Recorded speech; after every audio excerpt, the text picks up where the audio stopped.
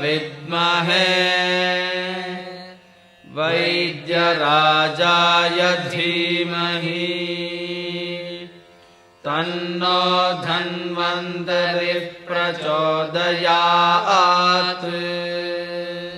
ಓಂ ಧನ್ವಂತರೇ ನಮಃ. ಇಂದು ಅಮೃತ ಬಳ್ಳಿಯ ಕೆಲವೊಂದು ಉಪಯೋಗಗಳನ್ನು ತಿಳಿದುಕೊಳ್ಳೋಣ. ಹೈಪರ್ ಟೆನ್ಷನ್, ಹೃದಯಕ್ಕೆ ಸಂಬಂಧಪಟ್ಟಂತಹ ವಿವಿಧ ಕಾಯಿಲೆಗಳು ಇಂದು ಅತಿ ಸಾಮಾನ್ಯವಾಗಿ ಕಾಣಿಸ್ತಾ ಇದೆ. 30 ವರ್ಷ ದಾಟಿದ ತಕ್ಷಣ ಹೆಚ್ಚಿನ ವ್ಯಕ್ತಿಗಳು ಹೃದ್ರೋಗ, ಹೈಪರ್ ಟೆನ್ಷನ್ ಇವುಗಳಿಂದ ಬಳಲ್ತಾ ಇದ್ದಾರೆ. ಹೃದಯದ ರಕ್ಷಣೆಗಾಗಿ ಅಮೃತ ಬಳ್ಳಿಯನ್ನು ಪ್ರತಿನಿತ್ಯ ಉಪಯೋಗಿಸಬಹುದು. ಹೃದಯಕ್ಕೆ ತನ್ನದೇ ಆದ ಒಂದು ರಕ್ತ ಪರಿಚಲನೆ ಆಗಬೇಕು. ಹೃದಯವು ಶರೀರ ಪೂರ್ತಿ ರಕ್ತ ಸಂಚಾರವನ್ನು ಉಂಟು ಮಾಡಲಿಕ್ಕೆ ಹೃದಯ ಕೆಲಸ ಮಾಡ್ತದೆ. ಹೃದಯದ ಮಾಂಸಪೇಶಿಗಳಿಗೂ ಸಹ ಸರಿಯಾದ ಒಂದು ರಕ್ತ ಸಂಚಾರ ಉಂಟಾಗಬೇಕು. ಈ ಅಮೃತ ಬಳ್ಳಿಯ ದಿನನಿತ್ಯ ಸೇವನೆಯಿಂದ ಈ ರಕ್ತ ಸಂಚಾರವು ಸರಿಯಾದ ಪ್ರಮಾಣದಲ್ಲಿ ಹೃದಯಕ್ಕೆ ಉಂಟಾಗ್ತದೆ.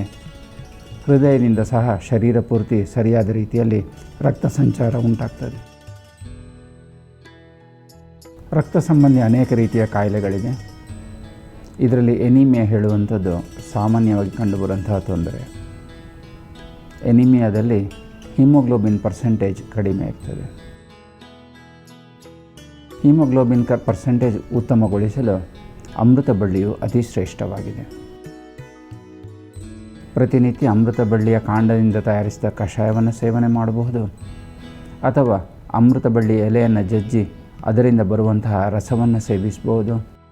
ಇದು ಎರಡೂ ಆಗದಿದ್ದಲ್ಲಿ ದಿನಕ್ಕೆ 5ರಿಂದ 10 ಎಲೆಗಳನ್ನು ಜಗಿದು ತಿನ್ನುವುದರಿಂದ ಸಹ ಈ ಹಿಮೋಗ್ಲೋಬಿನ್ ಪರ್ಸೆಂಟೇಜ್ ರಕ್ತದಲ್ಲಿ ಅಧಿಕವಾಗ್ತದೆ.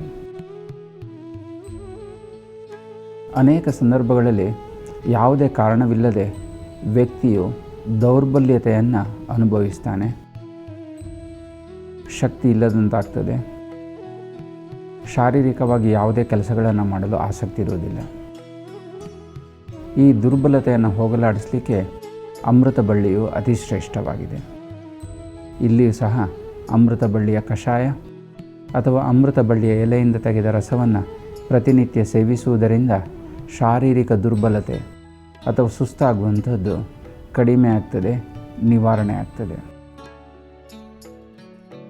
ಹೈಪರ್ ಟೆನ್ಷನ್ ಜೊತೆಗೆ ಇಂದು ಸಾಮಾನ್ಯವಾಗಿ ಕಂಡುಬರುವ ಇನ್ನೊಂದು ಕಾಯಿಲೆ ಹೇಳಿದರೆ ಸಕ್ಕರೆ ಕಾಯಿಲೆ, ಡಯಾಬಿಟಿಸ್ ಮೆಲಿಟಸ್. ಸಕ್ಕರೆ ಕಾಯಿಲೆಯು ತನ್ನ ಒಂದು ಬಾರ್ಡರ್ ಲೆವೆಲ್, ಯಾವ ಪ್ರಮಾಣದಲ್ಲಿ ಶರೀರದಲ್ಲಿ ಇರಬೇಕೋ, ರಕ್ತದಲ್ಲಿ ಇರಬೇಕೋ ಅದನ್ನು ಕ್ರಾಸ್ ಮಾಡಿ ಜಾಸ್ತಿ ಆದಾಗ ವೈದ್ಯರನ್ನು ಪ್ರತಿಯೊಬ್ಬರು ಭೇಟಿ ಮಾಡ್ತಾರೆ.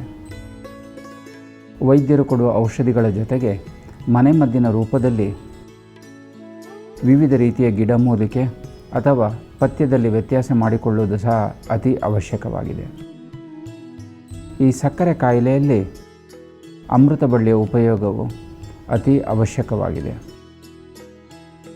ಇಲ್ಲಿ ಸಹ ಪ್ರತಿನಿತ್ಯ 3ರಿಂದ 5 ಎಲೆಗಳಷ್ಟು ಅಮೃತ ಬಳ್ಳಿಯ ಎಲೆಗಳನ್ನು ಜಗಿದು ತಿನ್ನುವುದರಿಂದ ಸಕ್ಕರೆ ಅಂಶವು ಶರೀರದಲ್ಲಿ ಹದ್ದುಬಸ್ತಿನಲ್ಲಿರ್ತದೆ.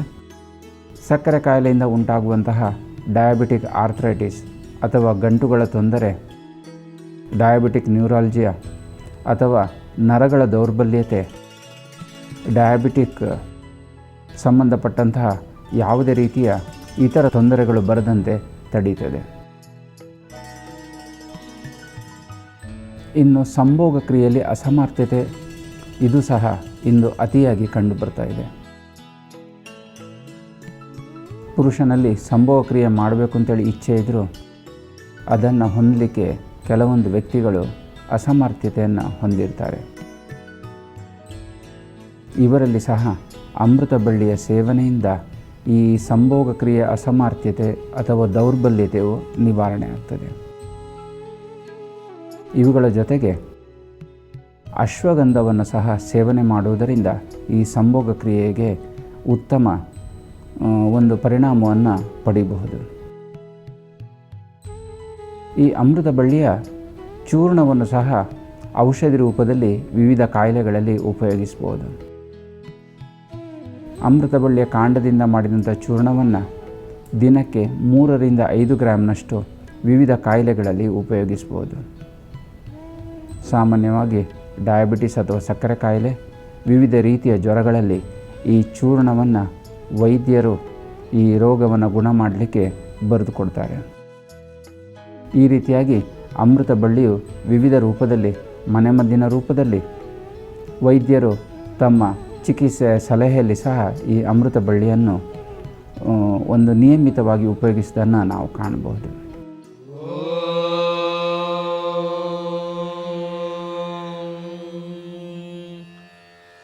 ವಾಸುದೇವಾಯ ವಿದ್ಮಹೇ ವೈದ್ಯರಾಜಾಯ ಧೀಮಹಿ ತನ್ನೋ ಧನ್ವಂತರಿಃ ಪ್ರಚೋದಯಾತ್.